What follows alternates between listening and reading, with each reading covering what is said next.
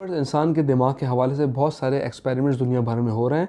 इस वक्त American neuro technology company Neuralink इंसानों में ब्रेन चिप फिट करने के बहुत करीब पहुंच गई है, यानी आपके दिमाग पे एक चिप लगा दी जाएगी।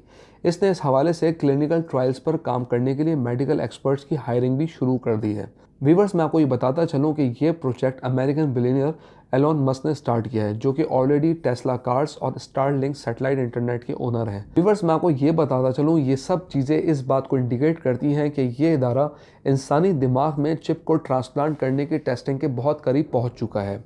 इस हवाले से कंपनी ने क्लिनिकल ट्रायल डायरेक्टर्स और एक कोऑर्डिनेटर की पोस्ट के लिए ऐड दिया है और इस वक्त ये कोशिश की जा रही है कि मेडिकल की साइट्स के ऐसे डॉक्टर्स को हायर किया जाए जो कि एडवांसमेंट ऑफ टेक्नोलॉजी को समझते हों।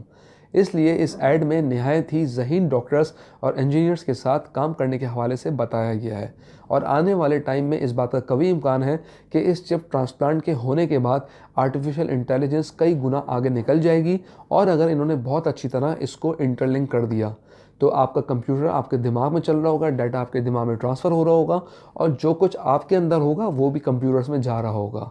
लेट्स सी कि क्या होता है। दी सेहत चैनल को सब्सक्राइब कीजिए और बेल आइकन को भी क्लिक कर दीजिए।